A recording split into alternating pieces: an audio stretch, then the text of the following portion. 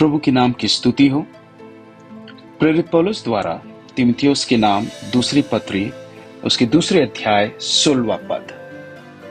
पर अशुद्ध बकवाद से बचा रहें, क्योंकि ऐसे लोग और भी अभक्ति में बढ़ते जाएंगे। आशीषदायक पढ़े हुए वचन के आधार पर बचा रहे, इस विषय पर हम मनादी करेंगे। गाड़ी चलाने वाले हम अक्सर भले ही सही दिशा में चला रहे हो, फिर भी किसी कारणवश यदि पैदल चलने वाले बीच सड़क आ जाए तो हम उन्हें टक्कर नहीं मारते हैं, बल्कि गाड़ी को बचाकर निकल जाते हैं। कई दफा ऐसा मोड़ आता है जहां सही मायनों में हमारा मुड़ना बनता है, परंतु दूसरे गाड़ी यदि आगे बढ़ जाए तो हम सावधानी से अपनी गाड़ी को बचाकर वहां से निकलते हैं। वही हमारा स्वाभिमान है। ठीक वैसे ही हमारे आत्मिक जीवन में भी कुछ चीजों से अपने आप को बचाए रखे करके परमेश्वर का वचन हमें बुद्धि उपदेश के तौर पर समझाते हैं।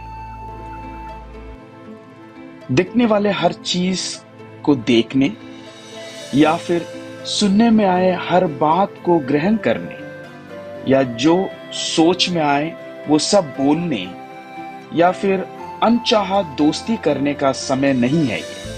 इस बात को हम समझते हुए बुद्धिमानों के समान जिनसे हमें बच निकलना है, उससे बच निकलने का आत्मिक विवेक हम हासिल कर पाए तो कितना अच्छा होगा। प्रेरित पौलुस तीमुथियुस को संबोधित करते हुए बचे रहने की कई सारे बातों के विषय में कहते हैं। पढ़े हुए वचन में ऐसा लिखा है कि अशुद्ध बकवाद से बचा रहे।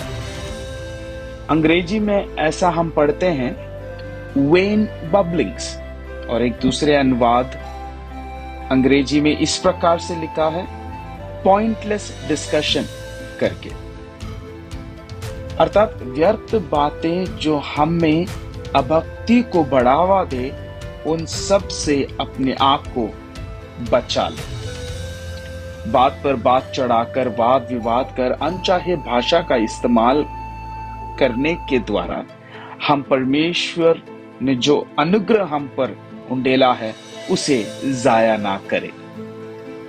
परमेश्वर का जो अनुग्रह है वो क्योंकि परमेश्वर हमारे अनुकूल रहा है, इसलिए हम पर दिखाए जाने वाला उसका एहसान है, और इसलिए हमारे बातों के कारण परमेश्वर हमारे खिलाफ ना हो जाए, बल्कि वो हमारे अनुकूल रहते हुए प्रभु अपने अनुग्रह को बहुतायत से हम पर उंडेलने के लिए उसके रुकावट के तौर पर खड़े सब वस्तुओं से हम बचे रहें।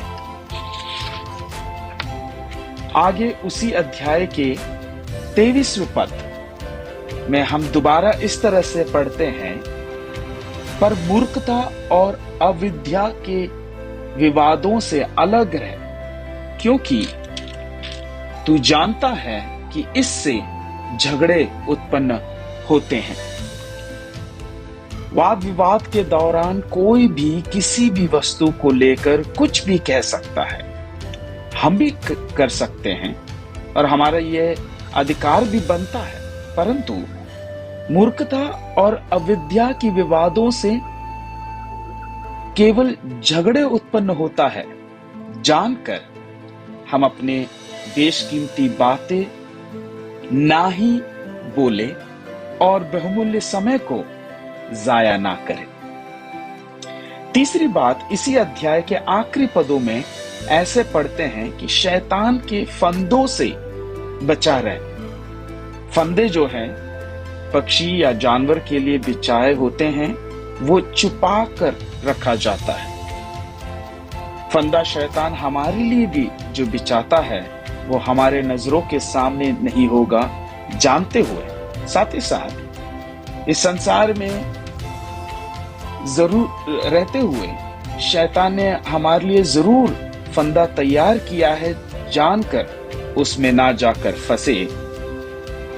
इसलिए 26वें जो पद है, जो आखिरी पद है उस अध्याय का, उसमें सचेत हो जा करके वाक्य का प्रयोग किया है। तो आए हम सचेती से आगे बढ़े। अगला तीसरे अध्याय और उसके 5वें जो पद है, वे भक्त का वेश तो धरेंगे पर उसकी शक्ति को ना मानेंगे, ऐसों से परे रहना। प्रियो, इन अंतिम दिनों में प्रभु के नाम से, भक्ति के नाम से अच्छे वेश को धारण कर अनेक जब फिरते हैं। परमेश्वर का वचन हमें सिखाता है, बिना उसकी शक्ति को माने भक्ति का वेश धरने वाले हानिकारक हो सकता है। जानकर ऐसों से परहेज कर या बच निकले। हम और आप परमेश्वर से अच्छे भक्ति में, संबंध में व्यक्तिगत तौर पर यदि कायम हो तो ऐसे लोगों का पहचान कर पाना कठिन ना होगा। आइए हम अपनी आंखों को बंद करें, हम प्रार्थना करें। पवित्र परमेश्वर, जिनसे हमें बच निकलने की जरूरत है, उससे बचे रहने में हमारी तू सहायता कर। सचेत होकर जीवन बिताने में और आपको प्रसन्न लायक हो, इसमें हमारी सहायता कर। यीशु मसीह के नाम से आमीन।